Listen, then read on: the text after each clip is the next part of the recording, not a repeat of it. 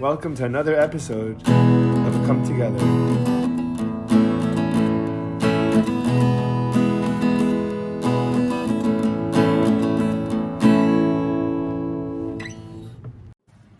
And we're live with Chaim Rutenberg. Welcome. What's going on? Beef up our boys. How you doing? I'm doing great. Thanks so much. So Benzi Reyes reached out to me just a couple of days ago. I was in Israel maybe 2-3 weeks ago. I had to stop and visit Mr. Reyes, of course, and then he and I were schmoozing about the podcast. We were talking about the type of conversations that we have, and he said to me, whenever I think of anyone, I'll let you know. And like 3 days later, or maybe 3 or 4 days later, he forwarded me your the most recent recording I think that you just did recently, right? Yeah, it could be with schmoozing time. Yeah, that one. Yeah, so he sent that one to me, and he was like, "I think you guys should get in touch." And then next thing I knew, here we are recording. So I'm so happy to do this. Looking forward. Unbelievable. Yeah. So you want to start with telling me a little about who you are? You want to start telling me about Beef Up Our Boys? What do you want to start with? I like to start with like the spirit of things. Okay, let's do that. We're in some really, really magical times. We're in some times where they say that the end of days is where and it's where really AI is coming in, where the generation of knowledge, where all the garbage falls apart and human connection is all that stands. And that's really where we're getting there. And we realize that under God, there really is no true objective truth. It's all about how we subjectively view the world and how we process things, and really, like we say in the Torah, we say in the Bible, we say, "Who's the wise person? Halomen mikol adam," the person who learns from all people. That's real wisdom, and we're getting so close to that day where we like. If you want to sound professional, AI is doing it for you. If you want to look cool, you got a filter for that too. If you want to have friends, they got that too. So what's genuine, what's real? It's what's in our hearts, how we connect one-on-one in a conversation.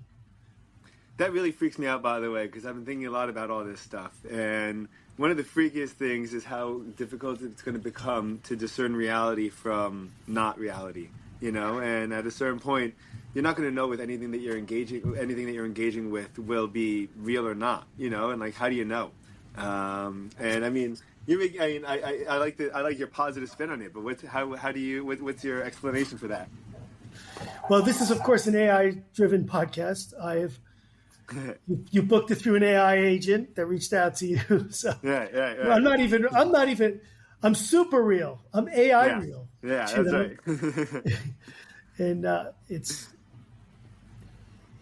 it's really the answer is the way God made it. We're two people talking to each other and people listening in on that. And that's who we are. We're real. We're genuine. And it's a world where that becomes the most precious commodity is genuine connection. Yeah. I think we're seeing that now. Because, and also earlier what you were saying in terms of AI having all this knowledge compressed into such a simple tool that's so easy to access.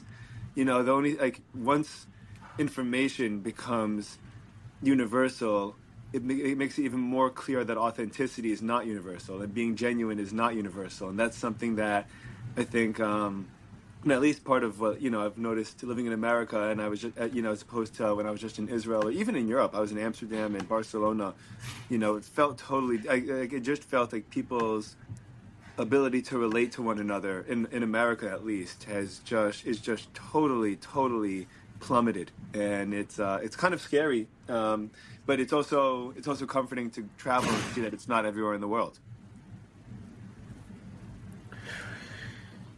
Yeah, that's kind of what I believe makes Israel special, is that we represent so much of the world and so much of different peoples from all over the world. Like what I felt really until doing this project is that what made us unique, what made us Jewish, what made us Israeli is our Jewish and Israeli identity. But in doing this project and interfacing with so many people, I've realized that it's so much more. And there's genuine feeling all around the world, and there's love for Israel, and love for genuine human connection and similar struggles and inspiration everywhere. Hmm. Yeah, yeah. So you want to tell me a little about the company, about Beef Up Our Boys, how it got started, and then we can kind of walk away from there? So it's a great segue, by the way, because kind of where what Beef Up Our Boys is the answer. And when you see so much destruction, and it's not just destruction, it's like this universal feeling or a local feeling we got in Israel, or I got at least, that the world was like, if I could speak freely, was like going apart. Like things are falling apart. And when you hear things and see things and you hear people basically accusing you of genocide, accusing you of hate, accusing you of representing so many destructive things. And then on the inside, it's true. You're just honest and sincere. And I've had the opportunity to interface with hundreds of thousands of soldiers. I mean, not directly, but indirectly, and thousands of soldiers directly.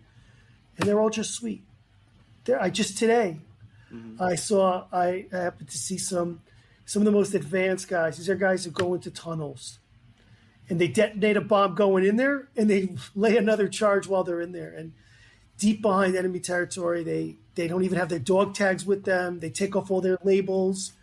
These are the guys who went into Lebanon months before the war to lay charges. Like, we're talking about the most advanced guys, and you meet them, they're just nice. There's no hate in their eyes. There's no one they want to kill.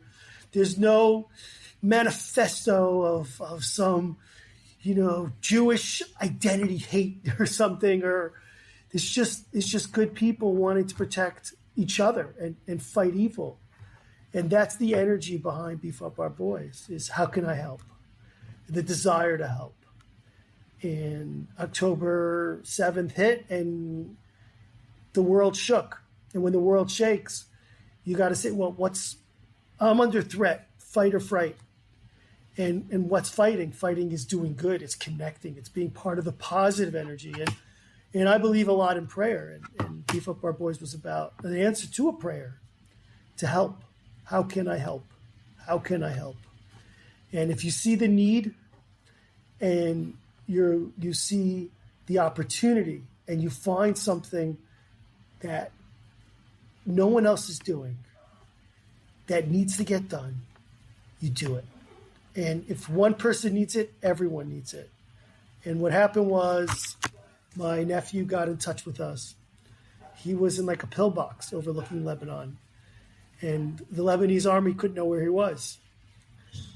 And if I could say that, maybe I have to call them Hezbollah, whoever they were, right, fighting in Lebanon's territory, looking for Jews, looking for Israeli soldiers. And so he was only able to get food backpacked into him. And what kind of portable, high-protein food is available on the kosher market?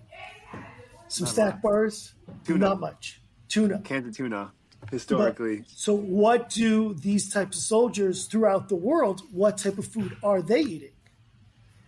And they're eating dried meat. It's one of the gifts that God gave. Is that the case? Is that the case? That's the case. That Strike First Forces, I'm sure some of your audience may be listening, that's what they carry is dried meat. We call it beef jerky. It's other types of processed dried meat or pure dried meat. Mm-hmm. And it's just like, it's like a gift, like we say in our prayers that God, after we eat our grace after meals, that God provides food for all living creatures. And you think about the protein that's available all over the world, whether it's seafood or grasshoppers or sure, animals. And one of the things you have when you deal with the kosher laws is that, especially when it comes to meat, it's got to be slaughtered a certain way. It's got to be treated the most humane fashion. Now, it's been one of the challenges. You take beef and you dry it, and that's what soldiers have eaten for millennia. That's what they ate. They dried their beef. They dried meat or fish, and then it lasts forever. And that's an art. Beef jerky actually started for millennia. For millennia, soldiers have been eating, travelers have been eating dried meat, dried fish, dried fruit, it's part of the nature of food that if you take out the liquid, then it lasts. And that's an art that the American Civil War that's really where beef jerky was really created during that period of time. The American Indians had some variation of it. So it's critical. Troops need food. Army travels on their stomach. Mm-hmm. And when you're dealing with soldiers who go to remote locations, you're dealing with people who go to the most, like when you think of, let's say, Gaza right now, there's areas there where there's roads and there's Israeli army bases and there's units that have taken over and secured the area. But who goes and secures that area? These are some of the most elite units. Right. They'll go in there and whatever they could carry on their back, they'll take one building, secure it, take the next building, secure it. Eventually they secure the street. Then a convoy can show up with food. For those first critical days, your food, army ration food, is critical. And so knowing that now, I get it. Beginning of the war, nephew was hungry, 97 guys, he was cold. And I told my brother, let's get some jackets for them. Let's get some beef jerky for them. My wife said, my son, Ezra, eats low carb.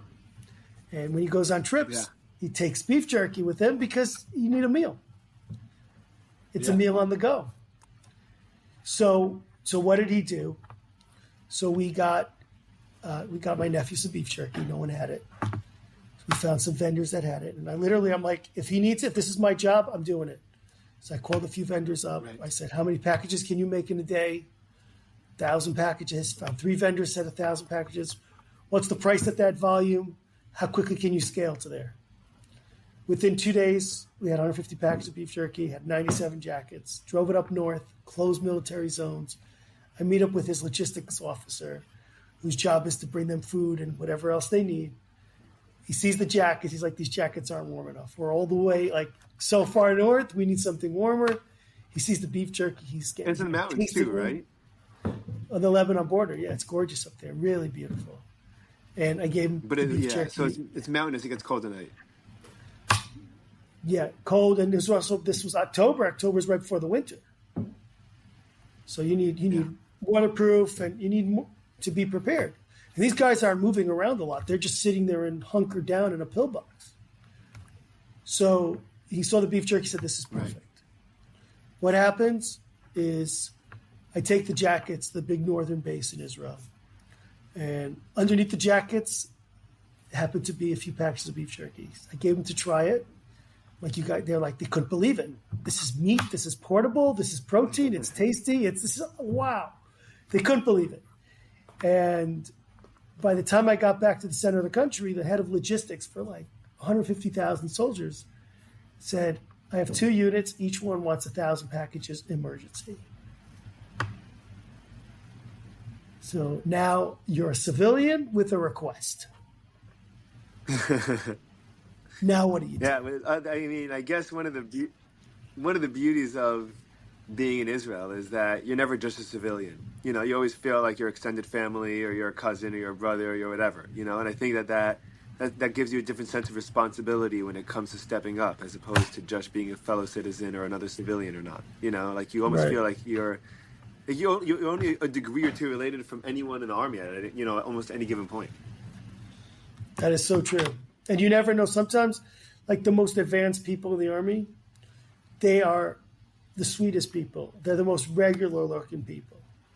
You never guess. You never guess. Yeah. And that's really, if you think about what the responsibility of an advanced unit is, it's determination. It's consistency. It's not the guy who can carry 200 pounds. Not that these guys aren't tough, but it's the resilience. It's that you're not afraid under fire. You're going to withstand. You're going to withstand under pressure. These are guys who are legit. They don't waste a second. And they don't carry something with them that they don't need. And when they say, this is something I need, this makes a difference to me, you do it. These are guys who they go in. I've had many guys, we would send them beef jerky every week, every 2 weeks. And these are guys who went into Gaza and they didn't come out for 90 days or 6 months. Not once. They didn't go home Crazy. once because Crazy. they're so advanced. They're doing such tactical work in the most crazy places.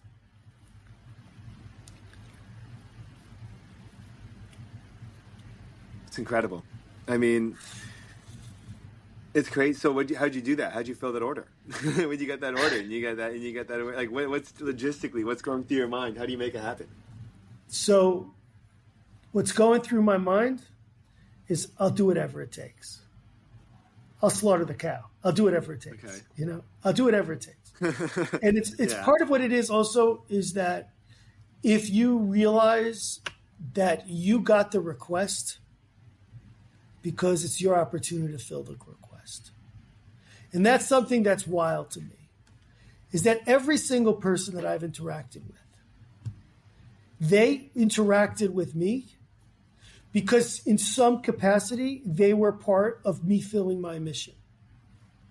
And it's not just me filling my mission. It's the soldiers on the front line. It's the logistics officers filling their mission. It's the nation. It's the international community that understands that Israel is at the front lines of the war of the future, the historical war between good and evil, between a society that just wants to live and help each other, no matter who you are, and society that says that we are back in the Middle Ages and I need to kill you, I need to subjugate you to get what I want. We all know you don't beat your wife, God forbid, in order for her to have a relationship with you. That's not a healthy relationship. That's not how people react. It's not acceptable. October 7th was not acceptable. And fighting that is our job. It's our mission. And anything you do, if you can be there, you fight. If you can't fight, you feed. If you can't feed, you support. If you can't support, you pray. If you can't pray, it's in your heart. Right. And so how do we do it? How do we do it? How do we deliver Beef Up Our Boys over 100,000 packages of beef jerky? If you go on beefupourboys.com, message to our soldiers, you'll see hand-decorated samples of bags that kids all over the world, adults all over the world, personalized. They were sent directly to combat units. That's beautiful. Just today, myself and some volunteers, we packaged about 400-something packages of beef jerky straight into combat units. We had someone requested one guy who makes barbecues. He's like, the unit we were supposed to make a barbecue for in Syria said, for logistical reasons, quote unquote, we can't make them a barbecue. But they want the food. They need the energy. They need that love. A package of beef jerky in a personalized bag. Bam. You just delivered not what's just the operations process like? What's the operations look like? How do you do it? So you have a supplier? Do you get it from anywhere? Do you make it yourself? How does it work? So the story from the beginning was we delivered 150 packages, got requested for 1,500. Where'd you get 100? So the original 150 packages were just a collection of beef jerky from different places. So it was primarily from two sources. There's a company in Jerusalem, Butcher's Cut, that make charcuterie, fancy meat boards. If you're making a beautiful event on a rooftop in Jerusalem in the summer, and what are you serving people? What are you serving? You want to have quality meat that tastes good, finger food that doesn't go bad. A fancy beef jerky board, $1,000 beef jerky board, boom. Yeah. And so I reached out to them, and within like 5 minutes, they had put on their website, sponsor beef jerky for the soldiers. They sent out a request to their clientele. They had about $1,000, over 100 packages produced and paid for.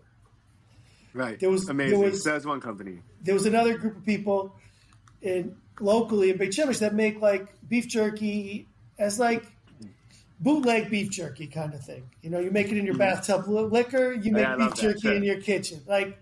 And they sell it. Some of it's great, some of it's good. Some of it's interesting.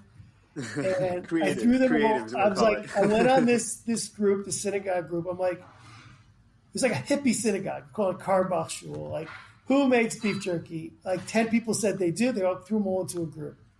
One guy brought it in from South Africa. One guy makes it, this, that. Finally, one person says, I do it as a business.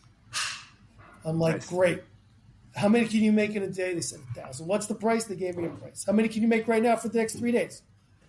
They said like 100. They had like 50. Fine. So I had 150 packages, 54 packages, whatever it was, delivered. That was Sunday night. That was like the 15th. Yeah. Monday, I picked it up. Tuesday morning, 6 in the morning, I delivered it. I got the request for 2,000. Okay? Emergency. Yeah, what do you do with that? That's crazy. Emergency. We got a beef jerky emergency. So what do? Like, and I realized it's food. It's portable food. It's the food that the soldiers have all over the world that they don't have in Israel. So I told these people, I said, in Jerusalem, but I said, listen, I'm going to start raising funds. We got this logo, Beef Up Our Boys, with like the finger and the Israeli flag. Like, we need you. And we came up with this name for beef jerky. Yeah.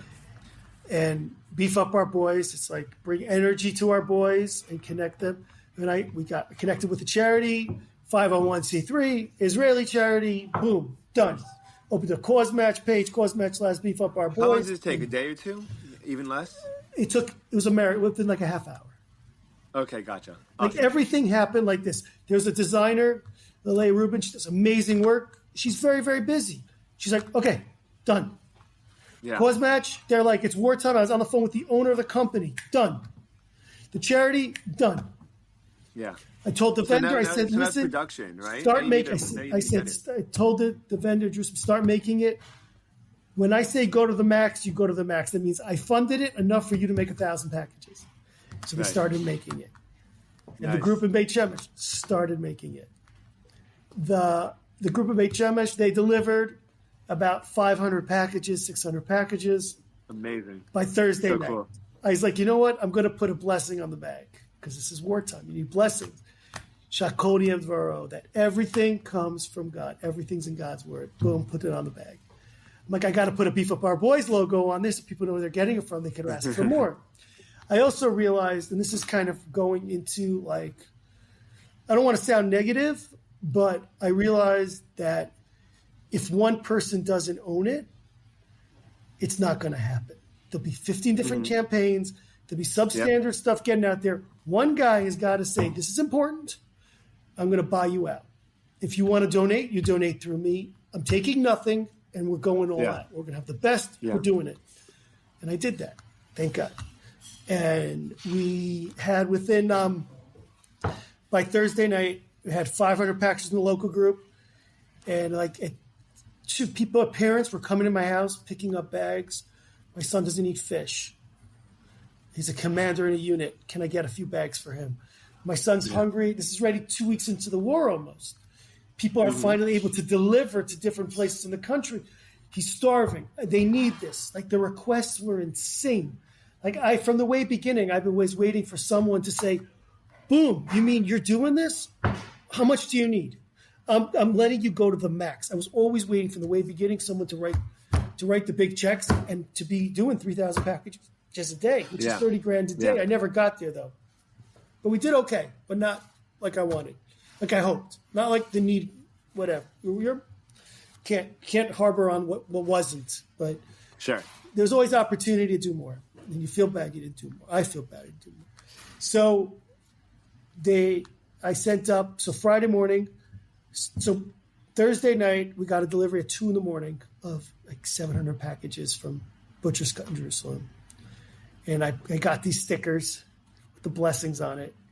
And my son, my nephew, the 2 delivery drivers at 2 a.m. till 5:30 put stickers on bags, put the blessing and the Beef Up Our Boy stickers on the bags. 6 a.m, I drove up north, went to this army base, dropped it off, ended up meeting like Rambo. Like literally this guy's like, I can't have my picture taken. Like, even with my face covered. My son accidentally took a picture. I'm like, you got to delete the picture. You can't even have it on the phone. We're like in a we're delivering something they don't have. We're given access that we shouldn't necessarily have because we're part of their effort. We're with them. Yeah. And so fine, went into the Shabbos, the second week of the war. Things are calming down. We're nervous. We're scared because we saw what was going on in the north. We saw what Hezbollah was prepared to do in Iran. We saw it's like, thank God things have developed slowly where Israel was able to kind of beat their enemy before they got to us. But we were scared the second week of the war that Iran was going to get involved and Hezbollah would get involved in the borders and everything and 7 fronts in 1 minute. It could have been insane. Yeah. Could have been insane. But thank God, God's in charge of things. And Saturday night, I get a call. This guy tells me that he had taken a few hundred bags down into Gaza. These are ground troops that went before the ground invasion. Mm-hmm. They had guys, advanced units going in, and the guy's like, listen, take all the money you raise for me. Take all the equipment that you have for me. Because he had convoys of cars set up for people. And this guy's story, by the way, this guy David Gancher, our people of Israel, his story was he was sitting at his table, his holiday table, 10 people at the table. By the end of the meal, this October 7th, it was just him and his wife. He's like, we got to help them. So right after the Sabbath, he reached out to some people. He started helping. Word got out that he's able to help. So all of a sudden, money started coming into him, requests started coming into him, volunteers, and he was delivering crazy quantity stuff all over. Yeah, yeah. So he had sent a bunch of stuff into Gaza, and the guy's like, take all the stuff. Beef jerky is what we need. The army's not going to get it to us. It's the most important thing for us. This is what we need. And he said, you won't believe it, because he tried reaching out to other people to get sponsors for the project, and they're like, this is ridiculous. This is the stupidest thing I've ever heard of. This is so stupid. And I heard that many times throughout. Now, finally, I have answers. It is the most important thing. Yes, getting food in the hands of soldiers is more important than anything else you could give a soldier. And we're not talking about a guy on a base, here's a case of beef jerky, you're a soldier here at a guard point, enjoy it. We're talking about the guys who value every ounce they take with them. Yeah. They take less bullets because they're taking more food. That makes a difference. This is the real guys, the real deal. Not that everyone does their part is important. But so when that happened, I ran to the social hall of the synagogue. I heard this message on Saturday night. I hired 4 chefs. I'm like, listen, you're doing it for free. But tell me how much you need to support your family that you could do this. I'm not telling you how many hours a day to work. I'm not telling you how to do it. They each gave me a number. I said, fine, that's what you're getting. And I remember Sunday morning waking up. I'm like, oh my God, what did I just do? I hired 4 chefs. I moved someone's equipment over. And I remember thinking also like Saturday night at 12 o'clock at night, I had to move this guy's oven from his catering kitchen into the synagogue social hall kitchen. And I'm like, this is an emergency. It's an emergency. I'm losing my mind. I called an ambulance company. They're like, this is not an emergency. I'm like, no, it is. Finally, we got it. We moved it over. And I remember waking up Sunday morning. I got sleep at 3, woke up at 9:30, 10 o'clock. And I'm like, what did I do? Woke up in a cold sweat. I'm like, I lost it. I'm nuts. The war got to my head. The trauma or something. I hired 4 chefs. I moved people in the middle of the night. I convinced people of all these things. I'm negotiating meat orders. What is wrong with me? I lost it. These chefs are going to be by my house in a few minutes, freaking out. So what? I had a campaign and it raised $30,000. So what? That's enough money for 2 days. What am I thinking? Yeah. I go into the social hall and there's 250 people there. There's Gap U students. There's local people. People are cutting the meat, preparing it, donating. We're seeing miracles. So many stories. We have a whole hour and a half of just miracles that happened throughout this project. And so we had that. And then a few months into the project, we got a vendor in Jerusalem who had a proper beef jerky company with the Ministry of Health, with the top level of kosher, but he couldn't package it. So we set up an off-site packaging facility using volunteers with his rabbi. So you'd make the meat in the synagogue. He would make social hall? So beginning we started the social hall. Yeah.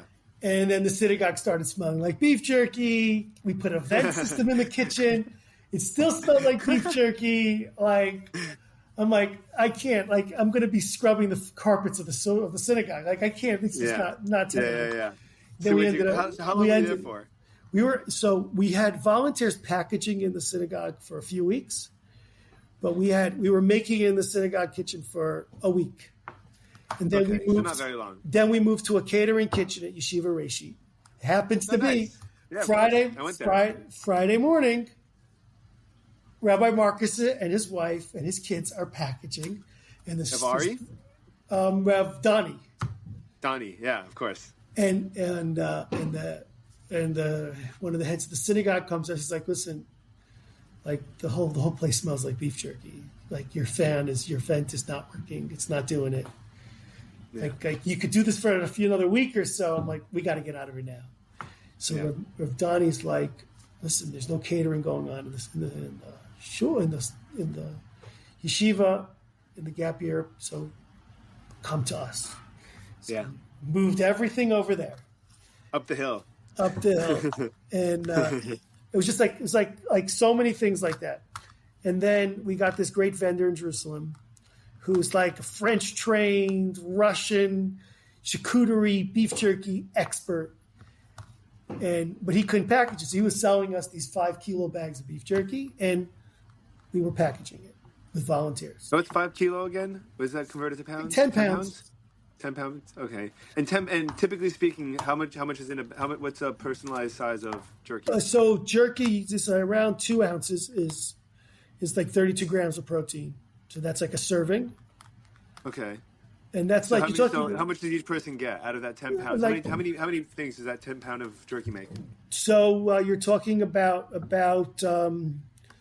what is that? This just 8 ounces. So basically, you're talking about 80 packages of beef jerky. 10 pounds of jerky is 80 packages. Right, but 10 pounds of jerky, by the way, is 30 pounds of meat. It's 20 to 30 pounds. Right, because it's so dehydrated. Because it's dried. Because you're taking the water out. Yeah. So it saves the protein. It's valuable. It's really valuable. Yeah. And so what ends up happening is so by the way, I'll just say something that's just popped in my head, talking about the value of it. Like about 3 weeks ago, this lady calls me up. She's like, "Can you get beef jerky for my husband?" I'm like, "Sure." She's like, "How does it work?" "It's free. How many guys? Whatever it is, let's get it to him." She's like, "What's the story?" The story is this guy, her husband, is one of the first troops that went into Gaza a few weeks ago, and they went to a new area, and they had a little generator with them, but the generator didn't work. So all their food in the refrigerator went bad. Their food delivery didn't show up till 1 a.m. for security reasons, and the food they got was bad. They literally ate rice. And these aren't guys sitting around. These are guys carrying 60 pounds on their back, advanced units, like. Yeah. And she's like, "He really needs this."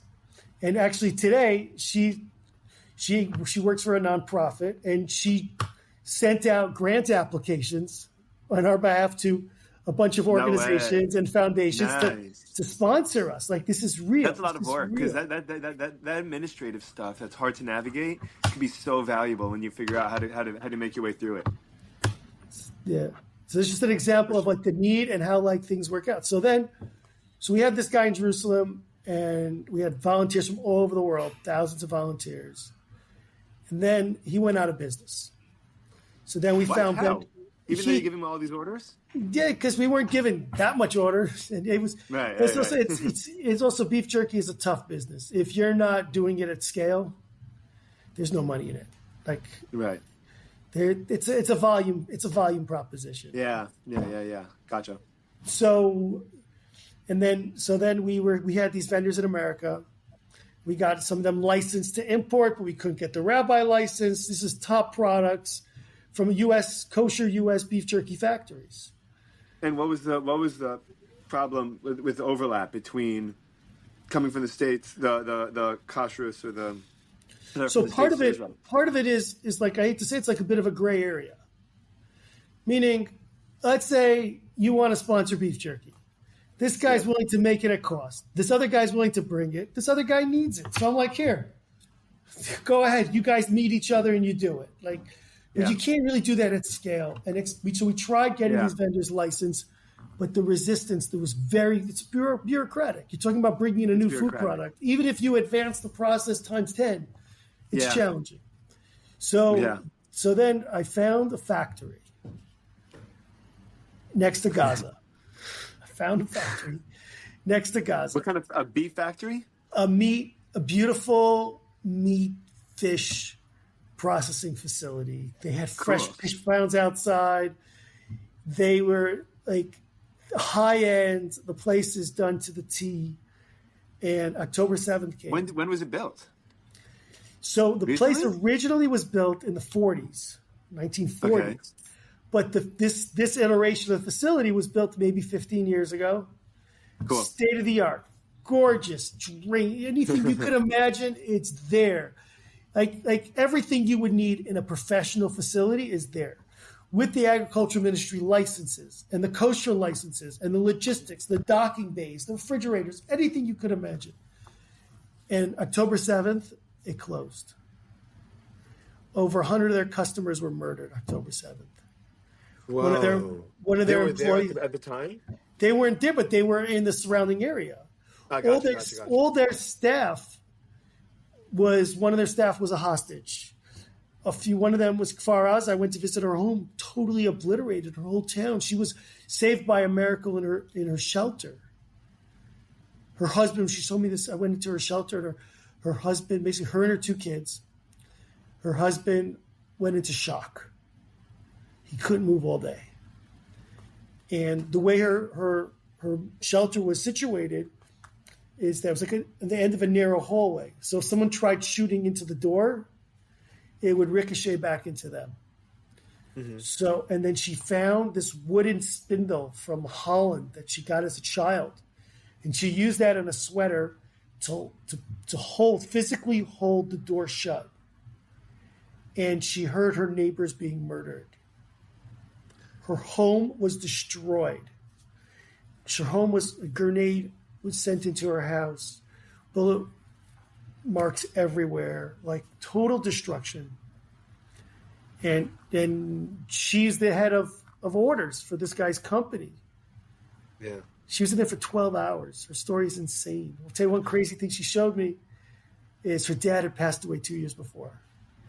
And she goes into her house a few weeks after this to get some stuff. And the house is destroyed. But on the table is the picture of her dad, face up. And on the picture is a kid's toy block of a heart. It's on the picture. She showed it to me. Like sometimes there's things that are just like too much. And so this factory was vacant. And I had some vendors who was going to go in there, open a whole business. I'm like, great. We'll raise funds, and your first orders will be for the soldiers. But they're, no, we need to order equipment. It's going to take a year. What ends up happening is they back out. In the meantime, my background is in logistics. So I'm like, okay, I'll go through the steps. Fill out the paperwork, get the place licensed, meet the rabbis, meet the vendors, the food technologists, just move forward. And within miracles, like literally miracles, and everyone we're interfacing with is someone who was impacted by the war. Someone who lives in the area was impacted by the war. And so we got licensed. We started the process maybe October 24. By mid-November, we got approved, which is insane to get a whole new product licensed. And by February, we were up and running, making batches. And we decided to be gluten-free, of course, because always go for the... How much harder is that to do with jerky? Is it just about the ingredients at that point? It's ingredients, yeah. Yeah. But like the core of it should be pretty easy to make gluten free, right? Right, but you're not using. But also part of the thing that happens because we went gluten free and because we decided we were going to be kosher for Passover, and we were very, very limited in our ingredients. In the meantime, world-class vendors got in touch with us, and they gave us some secrets of how to make high-quality beef jerky. Basically, little science is that water activity level below 0.85, like 1 is liquid, 0.6 is a cracker. A cracker doesn't need refrigeration, doesn't really need to be packaged, it won't go bad. So 0.85 is where you want your beef jerky. Below that, it's safe to have beef jerky. It'll last. But really, there's secrets. And the lower it is, the drier and chewier it is? That isn't true, but the lower it is, the more stable it is. The drier it is. But there's secrets. So the minimum is 0.85, but it could go lower than that? Right. And the real like cowboy jerky, like the traditional American beef jerky, is at like around 0.7. Gotcha. Okay, so it's really almost like a cracker. But what happens is that there's some secret ingredients, specifically honey. I'll just tell you because let people know how to do it. Specifically honey that takes away the moisture and it naturally kills bacteria. It's very expensive. You're talking about organic honey. We're using pure organic honey. Yeah. And we're using you want a low pH, so we're using pure lemon juice. We get lemon juice in these little bottles, little glass bottles. Commercially, they sell them in little glass bottles. Like you're talking about pure, there's no preservatives in the lemon juice because it's pure lemon juice. And we're using pure ingredients. And we put it online and we got people respond. I was on Daystar Christian television and people got in touch with us. And they're like, use this ingredient, use that ingredient, do it this way, do it that way. And we ended up, just by miracles, have a very thin, very dry product. It's a chip. It's like a potato chip but made out of meat. Is it really? You know, like a potato chip, you put it in your mouth for a few seconds and it kind of melts? Yeah. It's the same thing. It melts. That's awesome. It's a miracle. And part of it is listen, if I'm doing a commercial venture, then you might take 2 years and scientists to get the perfect product. But if I'm delivering God's children his food, then the products I want to buy that I shouldn't buy, I won't be able to get. The things I need will come my way. And they'll come my way in style. And that's exactly what happened. And like even today, I saw bunch of these special forces soldiers. I'm like, try this. And one of the commanders there, who's this guy who's in this advanced Yalom blow stuff up unit. He's like, they're bomb disposal units, whatever they call it. But they do that deep inside combat. So they're like fighters and bomb units, and they're carrying explosives with them. It's like insane what these guys do. And he's like, a soldier could carry 1 bag of beef jerky, could be all he eats in a day. Because they're working so hard and it has all the protein they need. And he's like, it needs to have salts. You need to cut out, I need no flavors. It's got to have just a little bit of flavor so it's tasty, but no heavy flavors because you can't get acid reflux. You need to this is what you're eating. This is your protein food. This is army food. Gotta be clean. And and so a bunch of soldiers there. He was recruiting new soldiers. I happened to bump into him. And he's like, try this. He's like, every one of you is going to carry a few bags of Beef Up Our Boys beef jerky in your vest because that's your emergency food. Don't just eat it plain. And there are guys like, I don't like beef jerky. I don't like it. It's not good, blah, blah, blah. It's not my thing. I'm like, try this. He's like, whoa. He tries it. Melts in his mouth. He's like, this is not beef jerky. This is good. This is good. This is just meat. This is tasty and there's honey and the salt. It's just boom. And he's giving out to his friends. And they're all like, this is great. And so that's the story, how we went from requests. Yeah. So how that's such. The whole process is awesome. have operations like had to ramp up significantly, or are they almost like in waves periodically, or has it become a new standard that everyone just kind of got like the soldiers just use it now? Like let's say with God's help the war ends tomorrow. Is it going to become just a flagship thing? Like, okay, listen, like now that like it's available for soldiers, it's just going to continue funding, or not funding, but being provided for soldiers in general, or is this like an operation just for wartime? What do you think? So part of what my objective from the beginning was threefold. One, it's an emergency thing. The soldiers need it. We got to get it to them. Yeah. They want it. Even if they just enjoy it is enough of a reason to do it. But the fact that they're saying, this is what I need, this is important. You have any idea how many stories I've gotten where people say I saved their lives? Like literally, you saved not my life, my unit's life. Because there was just nothing to eat, or because what? Because when you're fighting, you need to be alert. It's not a fast day. You're not in class between lectures. You're not sitting at the office saying, I'm going out to dinner tonight. Yeah. You're in a tank under fire. You go in, you don't open that tank door. You poop in the tank, you eat in the tank. You don't leave that tank. You smoke in the tank. You don't open that door until you can. And if your supply chain, if your expectations are off, you have an emergency food. And that's what these guys had. Did I lose you for a sec? Yeah, you lost me for a second. You said you can't open that door unless you can.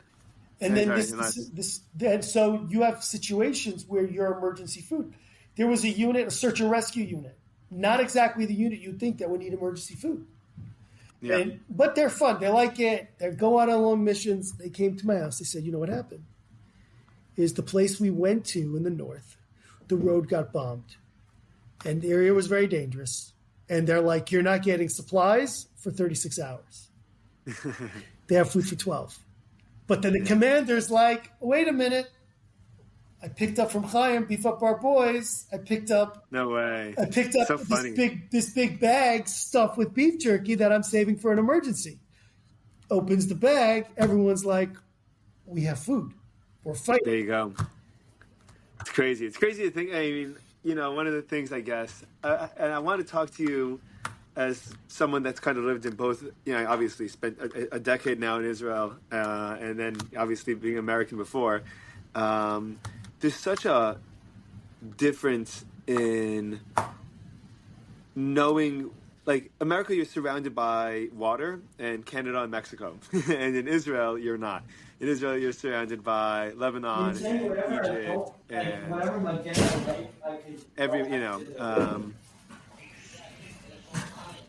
all good. Lebanon and Egypt, and and going two steps in the wrong way has a massive impact on everything, and so it probably so it screws up logistics, I'm sure, tremendously, right? In terms of the army, in terms of being able to even like get supplies of food down the block could be something that takes days, because you're not going from New York, from America to Canada. You're going from Israel to Gaza. You're going from Israel to Lebanon. It's a big deal. Right. Yeah. And definitely, and that kind of ties into what you were asking before about post-war scalability. This is a crowd-funded project. Right. And really, what I've been thinking since day one is I want to be able to produce as many packages as I can, as quickly as I can. So I am in a facility that we could equip it, and it's not even that much money or that many people giving a small donation to industrial level production, to 100,000 packages even a week. How do you get military contract? Can you get like a military contract for that? How does that work? So right now we submitted the applications. I got ISO 9001 certified, which is a whole story of like all these little things. Corona time, I decided I'm going to do more than I work for Genie Energy, IDT Energy, a great energy company, one of the few really good, honest ones out there. I do their quality control because literally they'll send you a check for 12 cents, even though it's costing them $1.50. Like, they're just honest. They just want to do right for their customers and give them good rates. And I do their quality for them. Corona time, I got trained in being a medical device auditor, FDA auditor, 1345, whatever it is. which was good also because the whole That was risk part of your management. job, or that was separate? Separate. I'm a contractor, so I took on a separate Gotcha. thing. I'm like, you know what am I doing long term? What's my long term dream? Where's my real impact? And you're able to do that from Israel? You're able to get FDA approved, or I guess. well, there's FDA orders. There's startup companies all over the place. Right, and they all need FDA approval. So risk management and medical device. So getting certified for a food safety plant. Gotcha. I was ready. I didn't have to hire a consultant. I had to be audited by a third party auditor and all this other stuff, auditing body, but certifying body. But I was able to do it because I knew it. That's something I knew, and that's something that for most companies it's like a nightmare for them. For me, it was thank God a breeze. Yeah. And I'm like, of course I'm doing ISO. I'm doing it even if you don't tell me to do it. Like all these things. And so the Army actually, they've been in touch with us many times throughout the project. When they went into Lebanon, they had soldiers who had been in there in prior wars. They were going there now, and they wanted food security. The soldiers wanted to have a few bags of beef jerky in their pack just to know if something goes wrong, they could rely on it for food for a few days. Yeah. It's like for 8 ounces, you could have 4 packages of beef jerky. That's 32 ounces of steak. So how do we get the government? How do you get the government to continue to give you a formal contract? And like, I mean, if it's so important, and you actually could have all these testimonials, from people in the Army, people that have been in Lebanon and Gaza and wherever they are, can you leverage that into using the government into getting you a contract to keep on going? The real way to do it is beefupourboys.com, cost match. It's a crowdsourced thing for people to donate whatever they can. It's going to go to the beef jerky, and we get enough of the beef jerky. We're going to scale the equipment. We'll scale the facility. And when we're scaled and we're able to produce large volumes, then we become an Army supplier. They'll pay for the meat because we have the factory. And we have the know-how and the knowledge. So you need the operations. You need to be able to match the demand and have the operations be able to match it. And then Israeli soldiers will have beef jerky, just like all the other combat soldiers around the world. And that's the root cause of it. It's like, well, if you believe in yourself, you believe that you're given a mission, you're going to fill it. What do you do? What do you do? Why is there no kosher industrial beef jerky factory? Because no one built one. Let's build one. Right. So what do you need to build one? You don't need $1 million of equipment. You're going to need $1 million of equipment, but what you do need is a facility that can grow. You need a license. You need a darn good product. You need the sciences. You need the know-how. You need to be able to grow and scale overnight. Overnight. Yeah. A guy reached out to me a week ago from Nevada. This guy makes, I think it's called cowboy sticks. Yeah. In Nevada. And he reached out to me. He's like, this is great. He's like, let me sell you a bunch of products at cost, below cost. Let me get, I'm like, listen, I don't know, kosher-wise, like I'm halal certified. I'm like, kosher might be a little stricter than that. But he's like, listen, I do for a living is I go into beef jerky factories that are struggling and I help them to upgrade their equipment, to upgrade their processes so they could be profitable. Yeah. And he's like, I'm going to help you. So I sent him the foreplan. He's helping us. He's going to reach out to people in his community, in the meat community, the food community that want to help Israel. Right. And so here you have like all of a sudden, I'm talking to the Army, submitted the application. I've got a great product, thank God. All the vendors, all the knowledge, the know-how is done. We're talking, for all we know, people will be like, oh, beef up our boys. Cool, let me sponsor a bag. Hey, I got some extra cash. Let me crowdsource this thing. Let me put it out in my communities. Let's get this energy. And we're in the desert. We're in the Negev. We're 6 kilometers from Gaza. We got a factory that closed October 7th. We've got staff that wants to work 24 hours a day because they want jobs, but the jobs lost October 7th. We're rehiring people that haven't worked in 2 years. We're taking a factory that was the hub of the community and bringing life back to it. So it's like, awesome. Yeah. It's such a cool opportunity. It's also interesting to just think about, like, from a logistics and from a business perspective. Like, most businesses' biggest problems is that, like, you come up with a great idea, and then you need to find the customer base for it, or you need to find, someone that's willing to, someone that knows the paperwork, or someone that could do the administrative stuff. It sounds like almost everything is happening backwards for the company. First you get the custom, first you have the demand before you have anything, and then you have to find the chefs, and then you have to find the facility, and then you have to find, and like now I guess now it's just a matter of now you have, so everything is almost like waiting for just this last part to just come to fruition, I guess, right?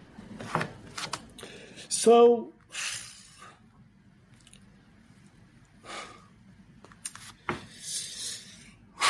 I feel, in a way, because you talk about business and like the biggest thing for a business, the biggest thing in anything in life is like there's so many people say, motivational speakers say, is just showing up. Just show up. 90% of the job is showing up. And I've had so many days where I'm ready to throw in the towel. I'm like, I'm done. Donations haven't come in a week. I took the bank from having a cushion to now I got to worry about how am I paying my workers on the first of the month. Yeah. And I'm like, I'm done. I'm just finished. And then you're thinking, 1 second here. I'm doing something big. I'm building a factory. I'm feeding a soldier. I need to show up. Yes, logically it won't work. But I gave out over $1 million of beef jerky in the last year. I've interfaced with countless people. I get requests from like some of the most elite units in the world. And I'm giving them the sustenance that they need. How could I stop? How could I say I'm too tired to go one more day? I'll go one more day. I'll go one more week. Right. I guess it goes back to what we were saying in the beginning, which is authenticity and the sense of purpose, is going to be the only thing that you can count on in your life, and nothing says purpose like this kind of mission. Nothing says, authenticity like the feeling that like what you just described, the feeling of knowing that there's someone that's putting their lives, their lives on the line for you to be able to do what you're doing. And how are you going to stop that? How are you going to quit? I think that's but that's a spirit. It's cool. That's a spirit that like you feel on the streets when you walk around Israel. That's a spirit you feel when you talk to all the local shop owners and all the the people that work at the cafes and the baristas, and you get that sense that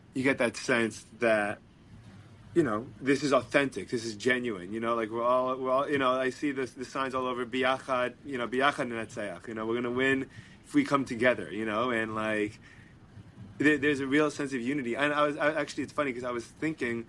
I'm 29, right?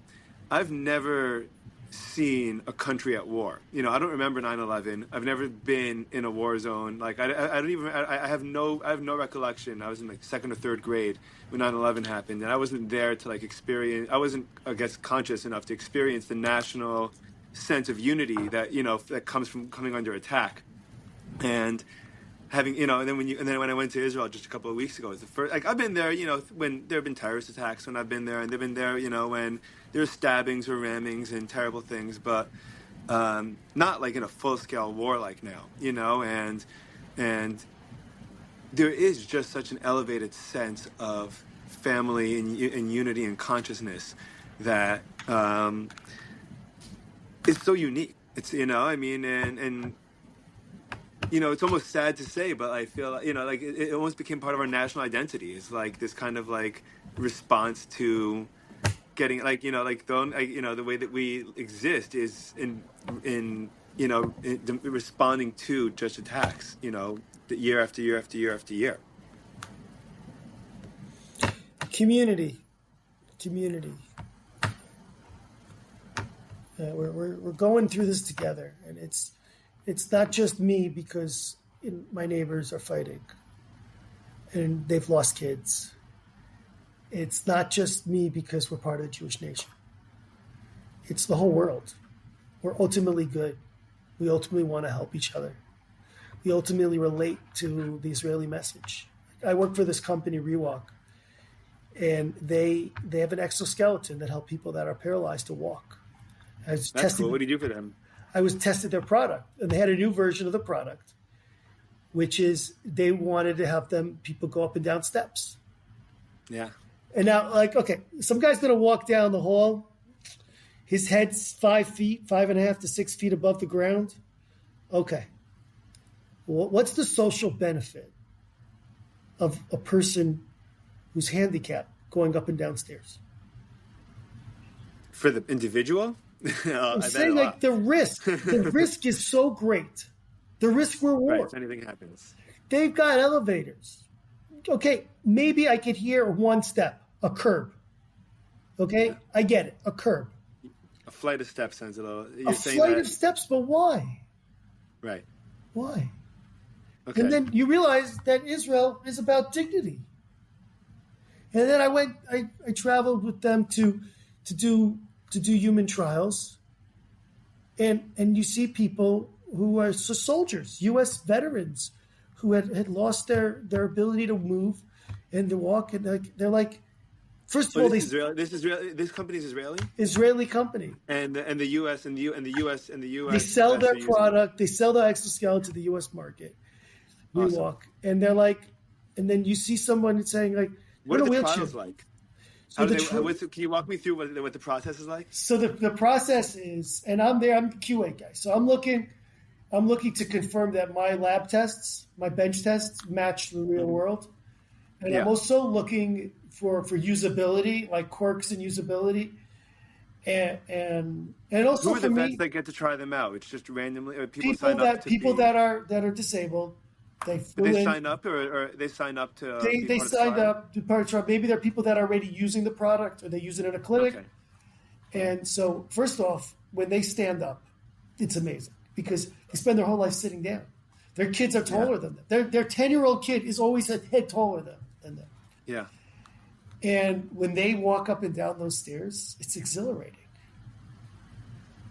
It's life affirming. Yeah. And how do you value that? I don't know. It's a big problem that we have is that we don't know how to put we measure everything by dollar values, but the most important things in life we don't know how to put a dollar value to.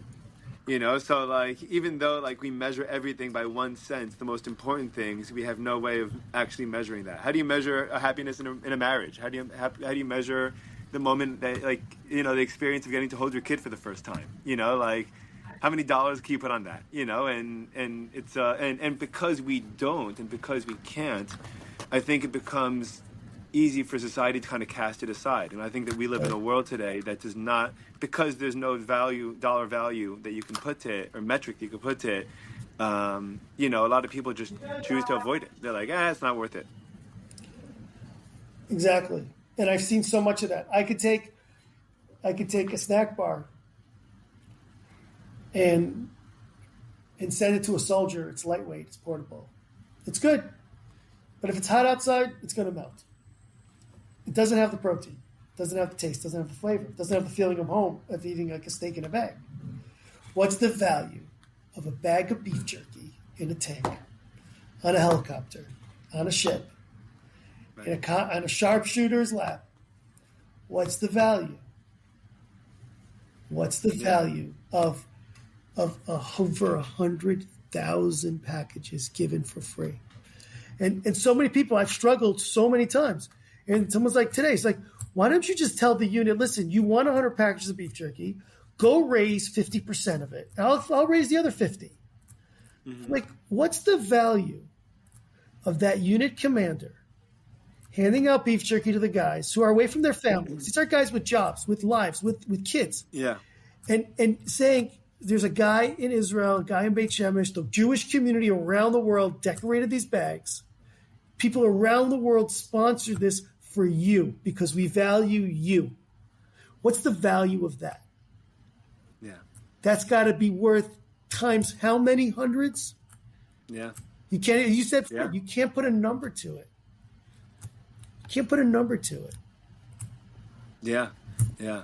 I hope that you know, and I think that it's cool because I think as the world moves forward again, in terms of technology, in terms of AI, jobs are kind of being taken, but like jobs are going to be taken. I'm sure that the way that we measure money and the way that money is distributed, or any, things are going to get shaken up a lot, and people are going to have to find ways to fill their time.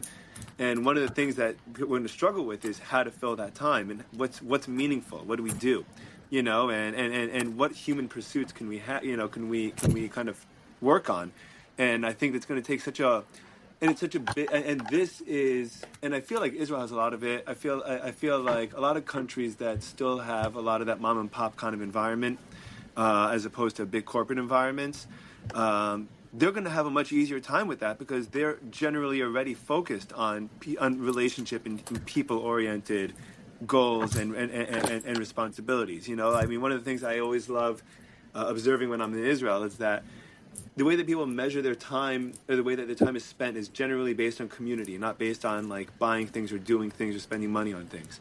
And kids just play in the street and go to the park instead of going to the mall to buy a T-shirt or a Slurpee. And like just so when you ask what people are going to do with their lives and what they're going to do with themselves, the answer is going to be relationships. The answers are going to be and if you think about like Torah or Judaism, it's a guidebook to relationships. It's a guidebook to life. It's a guidebook. What's the healthiest way to have a relationship with your wife, with your kids, with your friends, with your community? What's a healthy way to have a relationship with your money and with, the land that you live in and work on, and is life supposed to be about comfort? Is it supposed to be about meaning? And are those, do they work together, Wow. That's a very, very good point. It's loaded point there. Like kind of that.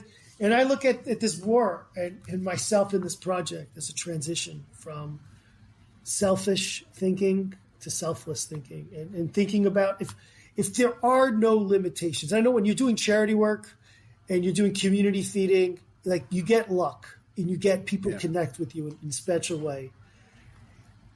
So it doesn't really translate to regular life. Mm-hmm. But ultimately, imagine a society where we're not worried about ourselves. We're not worried about our paychecks. We're not worried about our fears. We just realize that the more good I throw out there, the more good is out there. Yeah. And I can breathe it. I can feel it. I can love it. And when you feel this energy. We need to push that. We need to push that awareness. I had a guy come to my house. It was like, this just goes back a few months. It was like at 2 a.m. He's got his Wrangler, whatever he's driving. He runs an HVAC company. Nice. He's got a trailer hitch hooked up to the back of his truck. He tells me, he says, once a week, he drives around the country. He goes from the southern part of the country, loads up his trailer. Anything the soldiers need, gear, food, whatever they need, air conditioning, whatever they need. They ask for something, and he has a rep, and he came by my town to pick up a few, maybe 400 or 500 packages of beef jerky, 5 grams of beef jerky. Nice. And I'm like, I'm feeling good about myself. Here I am, 2 a.m, I'm up, I'm delivering to this guy. And I'm looking at this guy, but you do this every week? He's like, yeah, because I work all week. Thursday night, I go. And he's like, in the most matter-of-factor way, he's like, what would we not do for our soldiers?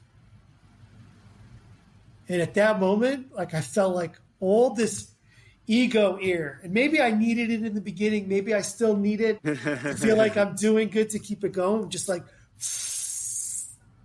deflated. It's like I'm just a person. Those are messengers from God. Effort. Those people are messengers from God. Exactly. And then like I start realizing people in my life, people I've seen that devote their life to helping others. They could be running a dog kennel, donations. They could be running. It could be a nurse. They could be the volunteer at the museum or in the hospital telling someone where to go. They could be running a soup kitchen. They could be, I don't know, an AA counselor. They could be like, and I'm looking back at my life, like there were sprints of time where I did something, but it wasn't consistent. Mm-hmm. There are people that do Shabbat meals, that send out boxes to people. Yeah. There's, I did, when I was in school in Wisconsin, Milwaukee, I was a big brother. So they reached out to the yeshiva, this Jewish school I was in. I was like 19 years old. And they said, listen, this is Wits, yes. Yeah, yes, nice. Yes. It's gorgeous on the lake, Michigan. Oh my God, it's gorgeous. I remember one day I was in Wits and I had this view that overlooked the lake. It's like looking down the mountain, treetops into the lake. And the rabbi there, it's like 9:30, whatever it was, late in the morning. He wakes me up. He's like, oh, this is not a hotel. You got to get up. You got to go. I look out the window and I see the lake and I'm like, Rabbi, this is so much nicer than a hotel. This is so much nicer. So, but I don't know how I got sidetracked. But so I was in Milwaukee and I was a big brother because there's a religious kid from the community. They wanted a religious big brother. And so I had to go through some sort of a training class with the Jewish Federation in Milwaukee. And no one else was religious there. They're like, what do? We take the guy to McDonald's. We take the guy. They're like, you just have an impact in someone's life. Yeah. And I realized, look around the room there. So many of the people there, they were talking about how they do this all the time. Like they just devote their life to foster care. Yeah. To being a big brother, to just helping. And these people are people from the future. Because they're taking the energy when everybody just I did this because it's a wartime, because it was a need. Mm-hmm. But just imagine a society where people just connect. Did this because, yeah. And that's why, sorry, go ahead. Go ahead, please. That's why to you. No, I was going to do a plug out. Like if people want to connect to this energy, to this Beef Up Our Boys energy, to a free package of beef jerky, to a factory, that with the right community engagement, the Lubavitcher Rebbe says, I'm sorry to interrupt you, but the Lubavitcher Rebbe, he says, how do you raise funds? If you're doing something because you believe in it, then maybe people will or will not believe in it. If you're doing something because it's godly, because you're tapping into the universal energy of the universe, mm-hmm. then people will connect with that. And now you're connecting on a much deeper, higher level. And where I feel like I am right now is that because we're so close, we have our own industrial facility. We're literally only missing maybe 1,000 people giving $20. Maybe it's more like 10,000 people giving $20. But whatever it is, it's like we're ready to produce industrial quality, industrial level products where when you're doing industrial, the price per product is basically the price of the ingredients plus a little bit. And now we're feeding soldiers. We could fill an army. We could put kosher beef jerky in the stores at a fair price. And that goes back to the original motivation. Why are you coming to me? It's not in the store. Why is it in the store? Because you're treating a piece of dried meat as a luxury product. It's not. Yeah. It's an essential item. You need to do it at scale. Why does the army not have it? Because there's no factory to do it. Why does the charity work not do it? Because you need to be narrow-focused. You need to be narrow-focused. You need to be on the game. You need to be targeted and focused. So, sorry to interrupt you. No, that's great. That's great. No, it's great. I think, listen, I think that what you're doing is amazing work. I think that this is a great story. I think this is beautiful, and I really do encourage everyone to participate, or at least to check it out and see what this is, because you know, like you mentioned, I mean, it's very easy to be cynical about something as simple as food, and it also takes a little bit, like a tiny bit of effort and awareness to realize, just exactly how fundamental it is. And like you said, when people are going to war and they have every ounce that's in their bag is accounted for, and every drop of weight that you carry, is the difference between being able to, keep on going or not be able to, that you want to be as resourceful and as, it's as efficient as possible, then this is really really beautiful and really really valuable. So, I wish a ton of hatzlacha, a ton of good luck, chazak ve'emat, to keep strong and to keep going forward, and to keep tapping into that positive energy of community and family and pursuit for the sake of meaning and purpose, as opposed to for ego, the bottom line, or whatever else that kind of taints our otherwise pure motives. So thank you so much for taking the time. This was so much fun. Thank you. God bless you from Israel, and shalom, shalom, be in touch, and lots of luck, lots of hatzlacha. Pray for the peace of Jerusalem. Praying for peace. All right. Take care. Thank you so much for doing this. Talk to you soon. Bye.